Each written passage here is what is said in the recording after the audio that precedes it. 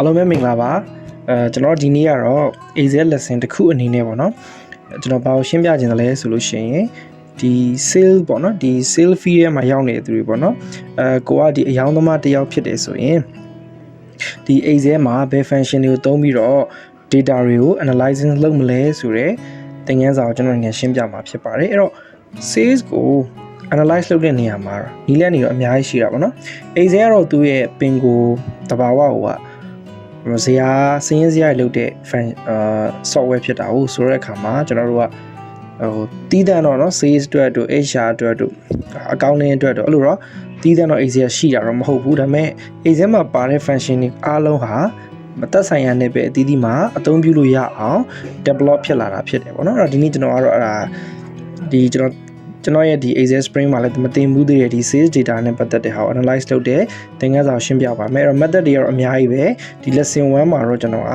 sales data analyze လုပ်တဲ့ method 3ခုကိုရှင်းပြပေးမှာဖြစ်ပါတယ်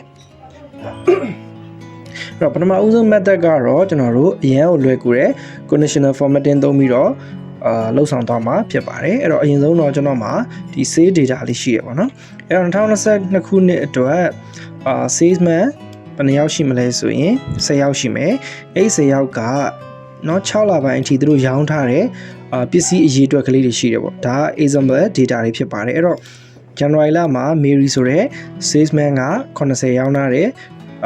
Joe ကတော့30 Bob က65ပေါ့နော်ဒီလိုမျိုးရှိနေတယ်အဲ့ဒါကိုကျွန်တော်တို့ကဒီ analyze ပေါ့နော်ကိုယ့်ရဲ့ဒီ sales manager ပဲဖြစ်ဖြစ်ကိုယ့်ရဲ့ဒီအထက်ရရှိဘယ်လိုမျိုးတင်ပြမလဲဒါမှမဟုတ်အထက်ရရှိရတာကိုကလည်း manager တယောက်ဖြစ်နေနေဆိုရင်ဘယ်လိုမျိုးသူတို့ရဲ့ data ကို analyze လုပ်ကြည့်မလဲပေါ့ဆိုတော့အပိုင်းလို့ကျွန်တော်လည်းရှင်းပြပေးတော့မှာဖြစ်ပါတယ်ဆိုတော့အရင်ဆုံးကျွန်တော်တို့ကဒီမှာနောက်ထပ်တစ် column တိုးလိုက်မယ်ပေါ့နော်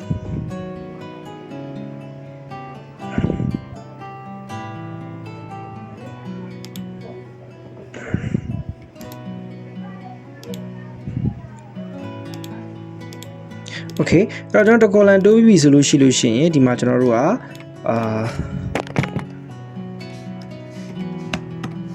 total ပေါ့နော်ကျွန်တော်ရေးလိုက်တယ်ပြီးတဲ့အခါမှာကျွန်တော်တို့ကကျွန်တော်တို့ဒီသူတို့ရောင်းထားတဲ့6လစာအလုံးကိုဒီမှာကျွန်တော်ပေါင်းလိုက်မယ်ဆိုတော့ပေါင်းလိုက်မယ်ဟုတ်တော့ကျွန်တော်တို့ဒီမှာ sum ဆိုတဲ့ function ကိုကျွန်တော်သုံးလိုက်မယ်ပေါ့နော်ပြီးတော့ရင် enter နှိပ်မယ်ပြီးတော့ကျွန်တော်အားလုံးကို drag down field handle နဲ့ကျွန်တော်ဆွဲချလိုက်မယ်โอเคဒါဆိုလို့ရှိရင်ဒီကအားလုံးဟာဘာဖြစ်သွားပြီလဲဆိုတော့မတူတဲ့အရာတစ်ခုပေးလိုက်မယ်နော်သူတို့ရဲ့ total အယောင်းတွေဖြစ်သွားတာပေါ့နော်အဲ့တော့ Mary ဆိုတဲ့ salesman က January လကနေ June လအထိစုပေါင်း412 Joe ကတော့220 Bob ကတော့322ပေါ့နော်ဒီလိုမျိုးရှိနေတာဖြစ်ပါတယ်ဆိုတဲ့အခါမှာကျွန်တော်တို့ကဒါကိုမျက်စိထဲမှာမြင်သာအောင်ကြည့်တဲ့အခါမှာကျွန်တော်တို့ဒီအခြေခံ Excel ပဲပြောပြရစီပေါ့နော်အခြေခံ Excel ဖြစ်တဲ့ဒီကျွန်တော် conditional formatting ပေါ့နော်ဒါလေးကိုတော့တော်တော်များများသိတယ်အဲ့ဒါလေးကိုသုံးပြီးတော့အလွယ်တကူကျွန်တော်တို့မျက်စိထဲမှာမြင်သာအောင်လုပ်ကြည့်ရအောင်အဲ့တော့အရင်ဆုံးတော့ကျွန်တော်တို့data analyze လုပ်မဲ့ data ကိုကျွန်တော်တို့အရင်ဆုံး control ပေးလိုက်မယ်အားလုံးကိုကျွန်တော်တို့ select ပေးလိုက်မယ်ပေါ့နော်ပြီးတဲ့အခါမှာဒီမှာရှိနေတဲ့ conditional formatting တွေကိုတွားမယ်ပြီးတော့ကျွန်တော်တို့ကဒီမှာ icon set ဆိုတဲ့အထက်ကိုတွားမယ်ပြီးတော့ဒီမှာဒီဘက်မှာရှိတဲ့ directional တွေမှာသူတို့အယောင်လေးတွေနဲ့ပုံစံမျိုးစုံလေးတွေရှိနေတယ်ဒါကိုကျွန်တော်တို့ကကြိုက်တဲ့ပုံစံကိုရွေးမှာဖြစ်တယ်ပေါ့နော်အဲ့တော့ကျွန်တော်ဒီပုံစံဟာလေးရွေးလိုက်တာပေါ့အဲ့တော့ကျွန်တော်တို့အခုလိုမျိုးမြားလေးနဲ့အခုလိုမြင်ရမှာဖြစ်တယ်ပေါ့နော်ဆိုတော့ total အရဆိုလို့ရှိရင် Mary ကတော့ကျွန်တော်တို့ကအမြင့်ဆုံးဖြစ်တယ်ပြီးတော့ရင် Joe's ကကျသွားတယ်ပြီးတော့ရင် Bob ကတော့အလဲကိုပြန်တက်လာတယ်ဆိုတော့သူကတော့ဒါ conditional formatting အရာပုံစံလေးပြတာပေါ့နော်ပြီးတဲ့အခါမှာတက်သွားတယ်ကျလာတယ်နည်းနည်းပြန်တက်လာတယ်ကျသွားတယ်ဆိုပြီးတော့မှဒါကျွန်တော်တို့မျက်စိထဲမှာလွယ်ကူမြင်သာအောင်ကြည့်တဲ့အလွယ်ဆုံးနည်းဖြစ်ပါတယ်ဒါကတော့ကျွန်တော်တို့conditional formatting တွေက icon set ကိုသုံးပြီးတော့ကျွန်တော်တို့ကြည့်သွားတာဖြစ်တယ်ပေါ့နော် okay ဒါကတနည်းဖြစ်တယ်အဲ့တော့နောက်ထပ်တနည်းကကျတော့ကျွန်တော်တို့က pivot table နော်အော် pivot နဲ့ခေါ်နေတဲ့ဟာပေါ့နော်ကျွန်တော်တို့ဒီ Excel မှာpivot table ရှိတယ်အဲ့ဒီ pivot table သုံးပြီးတော့ကျွန်တော်တို့ analyze လုပ်ကြည့်မှာဖြစ်တယ် okay အဲ့တော့ကျွန်တော်တို့ကြည့်အောင် okay အဲ့တော့ခုန data ကိုပဲကျွန်တော်တို့ပြန်ကောက်အောင်နော်အဲ့တော့ခုန data အရဆိုရင်သူတို့မှာတရက်ရောင်းထားတဲ့data လေးတွေရှိနေတယ်အဲ့ဒါကိုကျွန်တော်တို့က pivot table အနေနဲ့ကျွန်တော် analyze လုပ်ကြည့်မယ်ဆိုတော့အရင်ဆုံးဘာလုပ်မလဲဆိုရင်ကျွန်တော်တို့ insert ဆိုပြီးတော့မှဒီပေါ့နော်ဒီဇာတ်ရဲ့တနေရာကျွန်တော်တို့ click တစ်ချက်နှိပ်မယ်ပြီးတော့ကျွန်တော်တို့ pivot table ဆိုပြီးတော့တွားကြည့်မယ် okay သူပြောလို့ရှိရင်ကျွန်တော် new worksheet ကိုပဲရွေးပြီးတော့ okay လေးနှိပ်ပေးလိုက် right ဒါဆိုလို့ရှိရင်ကျွန်တော်တို့မှာ pivot table feed ရဲ့ရောက်သွားပြီအဲ့တော့ pivot table feed ရဲ့မှာကျွန်တော်တို့ကဒီ filter column row value ဆိုတဲ့ကျွန်တော်တို့သူ့ရဲ့ field list ၄ခုရှိတယ်အဲ့ဒီကိုကျွန်တော်တစ်ခုချင်းစီထည့်ပြီးတော့ analyze လုပ်ကြည့်အောင်အဲ့တော့ကျွန်တော်တို့အရင်ဆုံး salesman ဆိုတဲ့ဟာကို row မှာထားလိုက်တယ်ဒါမှအခုလိုမျိုးဒီဘက်မှာဘယ်ဘက်တော့မှာ Bob James Joe ဆိုရဲသူတို့ salesman 10ယောက်ရဲ့ data ဒီလိုမျိုးrow တွေမှာတော့သူစီပြီးတော့ရှိနေလိမ့်မယ်နောက်တစ်ခုကကြောက်ကျွန်တော်ဒီ value တွေကိုကျွန်တော်တို့ဟိုဟာထည့်ခြင်းတယ် January လကနေ June လအထိ6လစာကိုဒီ value တွေကိုအားလုံးထည့်မယ်ပေါ့နော်ထည့်တဲ့အခါမှာကျွန်တော် drag ကိုဆွဲထည့်လို့လည်းရတယ်တကယ်လို့မျက်စိထဲမှာတိတ်ပြီးတော့မြင်ရအဆင်မပြေတော့ဘူးဆိုရင်ဒီ right click နဲ့ add to value right click နဲ့ add to value right click နဲ့ add to value right click နဲ့ add to value နော်ဒါလည်းအတူတူပဲဖြစ်နိုင်ရင်တော့ဒီလိုမျိုးအဆင့်လိုက်ကလေးဖြစ်စေချင်တယ် January February March April May June ပေါ့ဒါမှလည်းကျွန်တော်တို့ကြည့်ရပို့ပြီးတော့အဆင်ပြေမှာနော် okay အဲ့တော့ကျွန်တော်တို့ကဒီ value တွေကိုအခု sum of ပေါ့နော်ဒီစုစုပေါင်းသူတို့ရဲ့ရောင်းထားတဲ့ဟာရသွားပြီဆိုရင်ကျွန်တော် percent ပြောင်းမယ်အဲ့တော့ pivot table မှာ percent ဘယ်လိုပြောင်းမလဲပေါ့အဲ့တော့ကျွန်တော်တို့အရင်ဆုံး January မှာ click တစ်ချက်နှိပ် right click နှိပ်ပြီးသွားလို့ရှိရင်ဒီမှာvalue fee setting ဆိုတာလည်းရှိတယ်နော်အဲ့တော့ value fee setting ကိုကျွန်တော်တစ်ချက်နှိပ်မယ်နှိပ်ပြီးသွားလို့ရှိရင်ဒီမှာ show value as ဆိုတာရှိတယ် okay နော်အဲ့ show value as ဆိုတော့ကျွန်တော်တစ်ချက်ဘာလို့မလဲနှိပ်မယ်အဲ့တော့ show value as ကိုနှိပ်ပြီးသွားတဲ့အခါမှာဒီလိုမျိုး show value as no calculation ဆိုတာရှိနေတယ်အဲ့တော့ဘေးနားအများလို့ကျွန်တော်တစ်ချက်နှိပ်ပြီးတာနဲ့percent of grand total percent of column total ဆိုတာရှိတယ် percent of column total ကျွန်တော်တစ်ချက်ရွေးမယ် click နှိပ်မယ် okay နှိပ်မယ်ဒါဆိုရင်သူဟာအားလုံးပြောင်းသွားပြီလေ January လအတွက် percentage တွေပြောင်းသွားပြီပေါ့နော်အဲ့တော့ကျွန်တော်နောက်တစ်ခုကိုလည်းအဲ့လိုပဲလုပ်မယ်အဲ့တော့ဒီအပေါ်မှာလည်း show value as ဆိုတာရှိတယ်မြားလေးနဲ့အဲ့မှာလည်းတစ်ခါကျွန်တော်တော့ပြောင်းလို့ရတယ်ဒီမှာ percent of column total အတူတူပဲနော် percent of show value as percent of column total show value as percent of column total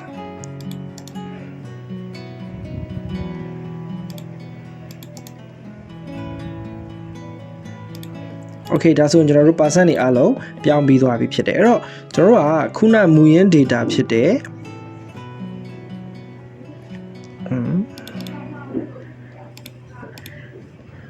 မူရင်း data တွေအားလုံးကျွန်တော်တို့ဘာလုပ်လိုက်တာလဲဆိုရင် pivot table ထဲရွှေ့ပြီးတော့ percent အနေနဲ့ပြောင်းလိုက်တာဖြစ်တယ်ပေါ့နော်အဲ့တော့ okay အဲ့တော့အဲ့ percent တွေကိုကျွန်တော်တို့ကဘာပြန်ပြောင်းလဲဆိုရင် chat တစ်ခုအနေနဲ့ပြန်ပြောင်းမယ်အဲ့တော့ pivot table မှာကျွန်တော်တို့ pivot table တစ်ခုဖွင့်လိုက်ပြီးဆိုတော့လည်းဒီပေါ်မှာ tab အသစ်တစ်ခုပေါ်လာတာကိုခုလိုမျိုးတွေ့ရပါလိမ့်မယ်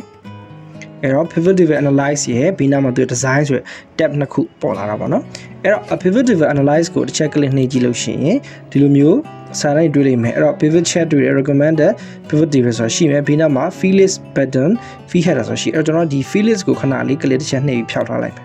ဆိုရင်ဒီဘက်မှာခုနကကျွန်တော်တို့field list ကမရှိတော့ဘူးအဲ့တော့ကျွန်တော်ဒီ pivot table ကို click တစ်ချက်ပြန်နှိပ်ရင်ခုန setting ပြန်ပေါ်လာမယ်ပေါ့နော်အဲ့မှာကျွန်တော်ပြန်ဖော်လို့ရတယ်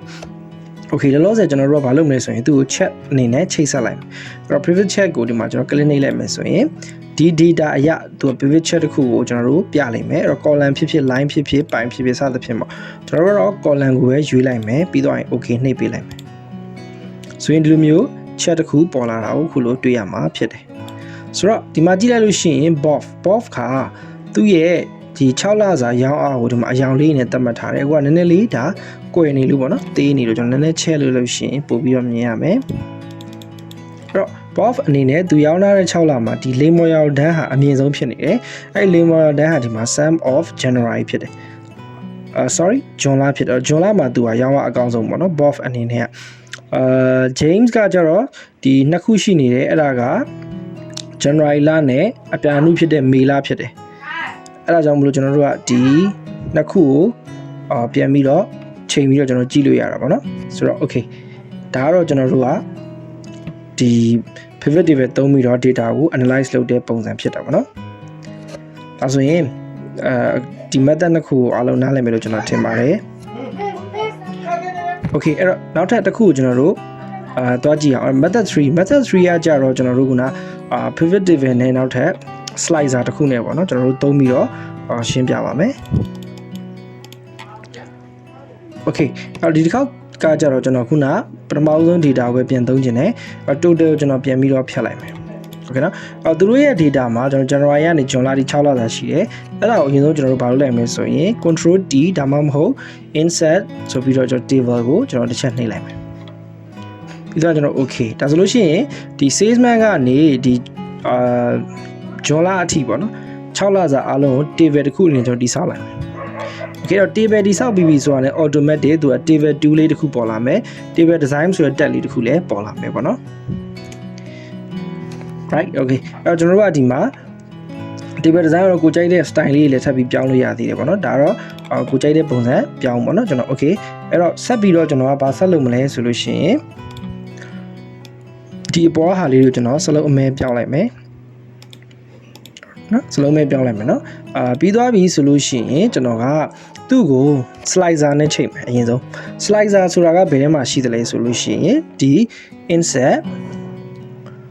ဒီဘက်မှာ slicer ဆိုတာရှိတယ်နော်ဒီ filter ဆိုတဲ့အုပ်စုထဲမှာရှိမယ်သူကတော့ဒီ Excel version တွေပေါ်မူတည်ပြီးတော့ခလုတ်တွေကနည်းနည်းတော့ကွာမယ်ဒါပေမဲ့သူကတော့ပါတယ်ပေါ့နော်အဲ့တော့ filter ရဲ့အထက်မှာ slicer ဆိုတာရှိတယ်အဲ့တော့ slicer ကိုကျွန်တော်တစ်ချက် click နှိပ်မယ်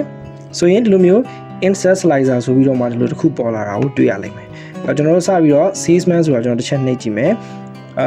အခုဒီလာတွေကိုကျွန်တော်မယူပေါ့နော် salesman ကိုပဲယူမှာ salesman ကိုနှိပ်မယ်ပြီးတော့ okay လို့နှိပ်ပေးလိုက်မယ်ဒါဆိုလို့ရှိရင်အယောင်သမားနာမည်တွေနဲ့ဒီလို slicer လေးတစ်ခုပေါ်လာပြီပေါ့နော်အဲ့တော့တစ်ခုချင်းကျွန်တော်နှိပ်ကြည့်တဲ့အခါမှာတယောက်ချင်းစီရဲ့ဒီရောင်အားတွေကိုဒီခုလိုတွေ့ရမှာဖြစ်တယ် okay နော်သူပြောင်းသွားလိမ့်မယ် filter နဲ့ပုံစံတူတယ်တကယ်လို့ပြန်ပြီးတော့ filter ကိုဖျောက်ချင်တယ်ဆိုရင်ဒီ down လေးဟာ clear filter ကိုပြန်နှိပ်လိုက်ရင်အားလုံးပြန်ပေါ်ပါလိမ့်မယ် okay အဲ့တော့နောက်ထပ်တစ်ခုကကျွန်တော်တို့ chat နဲ့ချိန်မယ် okay နော်ခုန table ပေါ်ပဲကလေးတစ်ချက်နှိပ်မယ်ပြီးတော့ရင် insert ပြီးတော့ဒီမှာကျွန်တော်တို့ chat ထဲမှာဒီမှာရှိနေတဲ့ scatter xy or bubble chat ဆိုတဲ့ဘေးနာအများသေးသေးလို့ကျွန်တော်တို့ခုလိုမျိုးနှိပ်လိုက်မယ်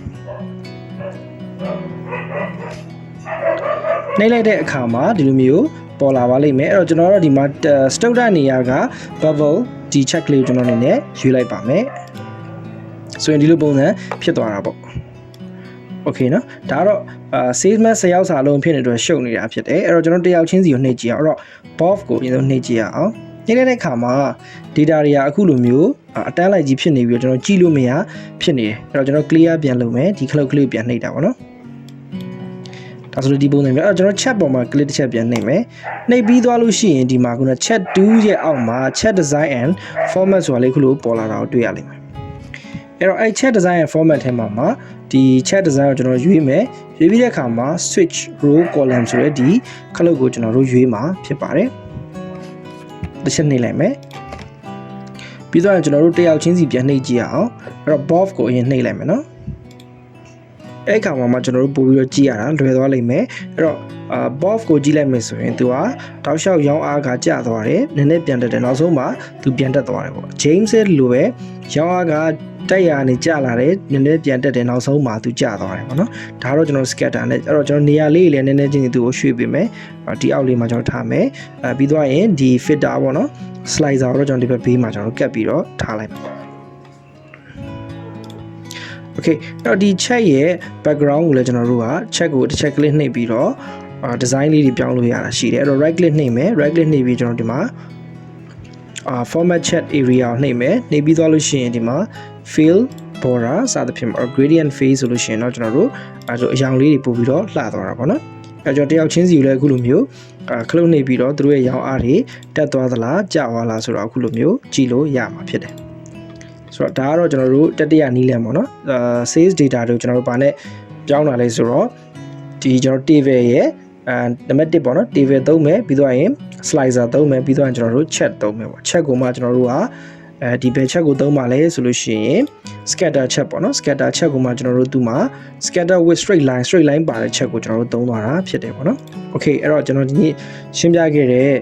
analyzing sales data ပေါ့နော်ဒီအယောင်သမားတွေအတွက်လိုအပ်တဲ့